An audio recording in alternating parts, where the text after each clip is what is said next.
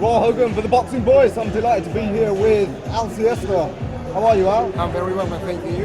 I last saw you in Wales on the TM14 card, working the corners of your fighters. What else do you do? Man, listen, I'm trying everything at the moment. Because some people doubting, they say I'm good, but they're saying he doesn't come from boxing.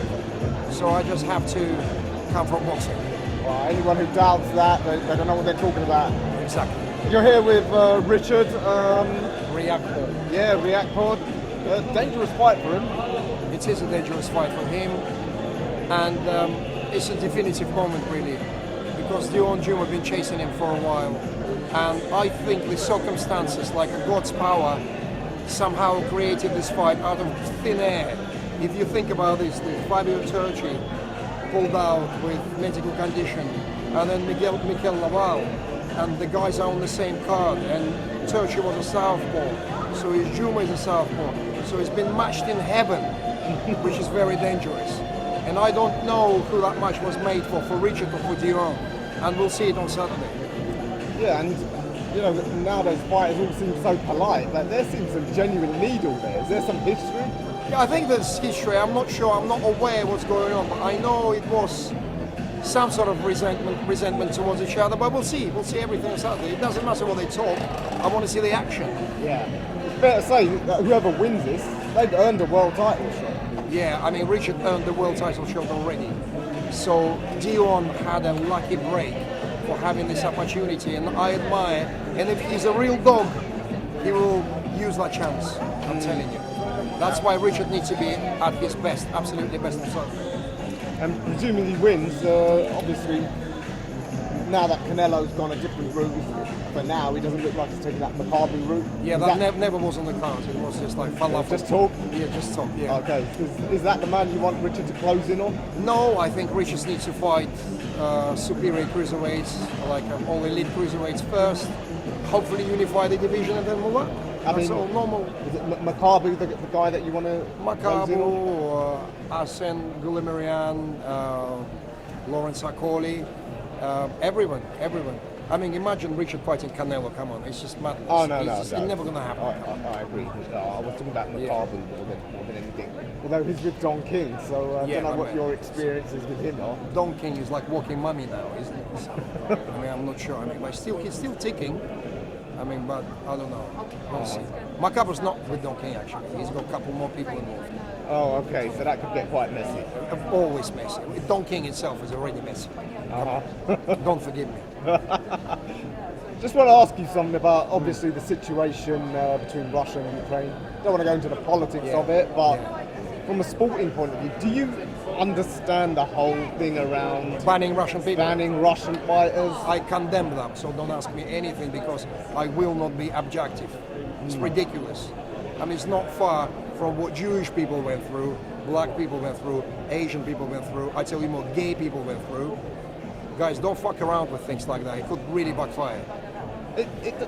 It doesn't even seem to be consistent. It's ridiculous. It's ridiculous. I've heard fighters like Aslan Mahmoudov being dropped from rankings, but I mean, he's based in Canada, isn't he? He's based. Listen, it's just like Russian people are not accountable for the actions of the Russian leadership, guys. It's ridiculous. It's like penalizing Brits for Boris doing something weird. It's just madness, guys. I reckon it's a deliberate action. Yeah. Do you understand? Listen, if you remember from all James Bond films, everybody is always Russian.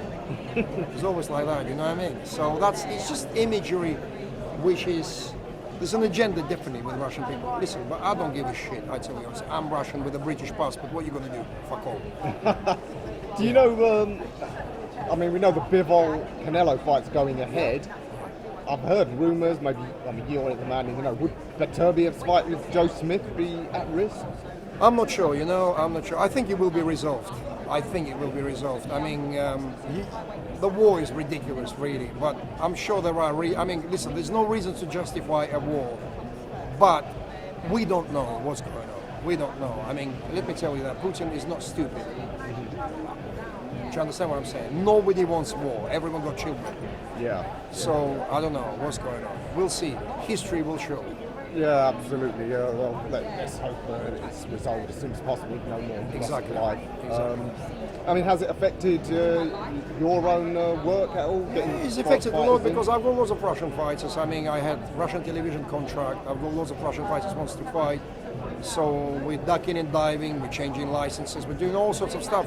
People get persecuted for nothing, for just being Russian. You can't. You isolate the nationality and you persecute. It's just like a genocide, really, for real. I mean, media genocide. That's what it is. Do you agree or not? It's ridiculous. I mean, as a Muslim brother, you know what I'm talking about. Come on. Well, a lot of people have pointed out that when America invaded Iraq, I can quote you so many things on that. Yeah. No one gave a shit, isn't it? But because allegedly Ukraine is too close as a European country, blue-eyed people with a fair hair, everyone's suddenly caring. But that's far beyond that. Listen, my mother's Ukrainian, you know, but it's ridiculous. I'm saying the war is ridiculous, and what they're doing to Russian people on the back of that in media is absolutely disgraceful. Seriously. But Lord is fair, and as I always say, we're all gonna die, so I don't give a shit. Yeah. You understand? Well, I mean, listen. What can you do? Yeah. Well, let's hope, like I said, Let's hope the war will be over and we can all start loving each other again. Absolutely. And Russian people will be fashionable for their furry hats and all that stuff. One guy who's loved, Alexander Usyk, and one of the great Ukrainian fighters. Phenomenal. Looks like the rematch with AJ is going ahead. Yes, brilliant. Fantastic fight. Bad news for AJ? I don't know, we'll see. I mean, listen, I never write off AJ. He's a serious fighter, but I don't know what's going on in Ukraine. Will it play on Usyk's mind? I'm not sure. I mean, look, we're definitely there for a fantastic fight. Hopefully AJ's camp will do an appropriate work in order for AJ to realize what he has to do.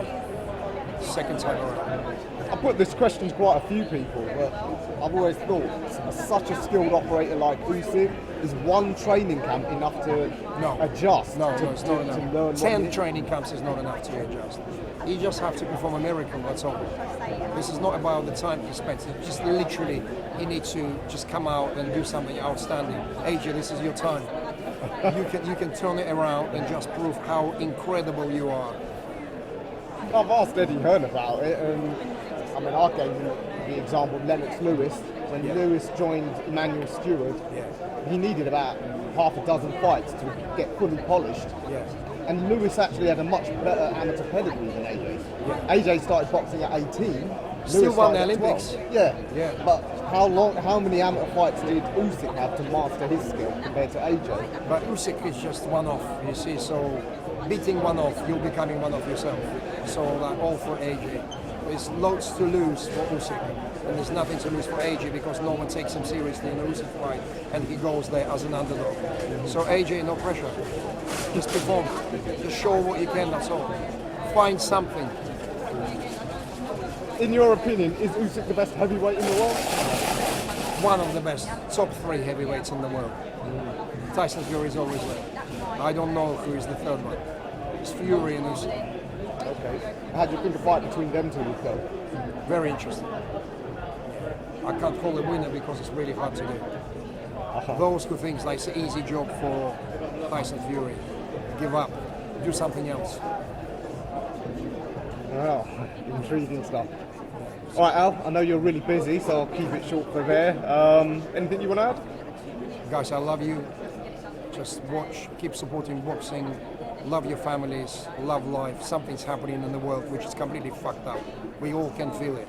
I tell you this thing, you know, there's so much hysteria. I was driving here and I saw 5G tower and I had splitting headache by just seeing it. I'm thinking, even I'm getting caught up with it. You know what I mean? So, guys, life's too short to be sad.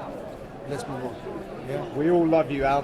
Thanks for being to the Boxing Voice. For the video, feel free to hit the like, subscribe, and share. As always, if you want to support us to the next level, head over to the patreon.com/ThaBoxingVoice. We have tons of exclusive from Border Wars, Entitled, betting shows, the list goes on and on and on. But in addition to that, if you guys have questions for fighters, trainers, and promoters, this is where you can submit them. We will run out, get these questions answered, and put it back on the show just for you guys. Appreciate it. Peace.